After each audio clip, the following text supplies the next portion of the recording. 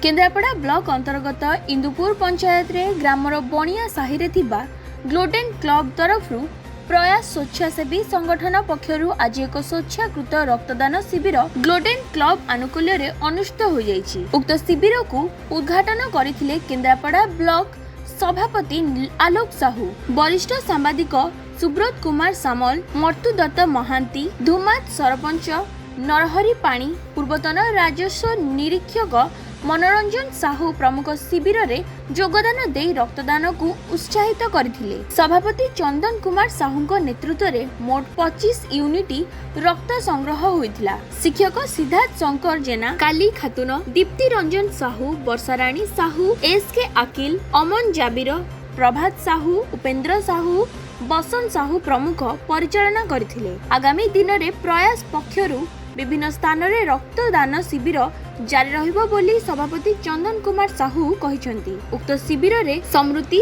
रंजन साहू, चंदन कुमार साहू, सूर्यनारायण बळ, प्रसंजित बेहेरा, प्रशांत मलिक, राकेश कुमार साहू, प्रमोद कुमार साहू, बाबाजी साहू, गुलाम जिलानी, राजेंद्र महापात्र, बलराम मलिक, सरोज कुमार साहू, तपस्विनी दास, अजित सिंह, प्रदीप कुमार सुतारा, वासुदेव साहू, अभय साहू, अक्षय कुमार साहू, आलोक कुमार राउत, संजय साहू, कनकलता साहू, चंद्रकांत साहू, प्रेमिक साहू, स्वप्नजित थाटोई और प्रणति राउत प्रमुख रक्तदान करथिले। केन्द्रापड़ारू प्रदीप कुमार साहू को रिपोर्ट, न्यूज अल्फाज।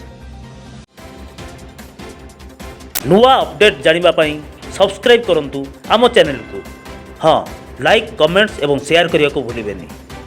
न्यूज अल्फाज।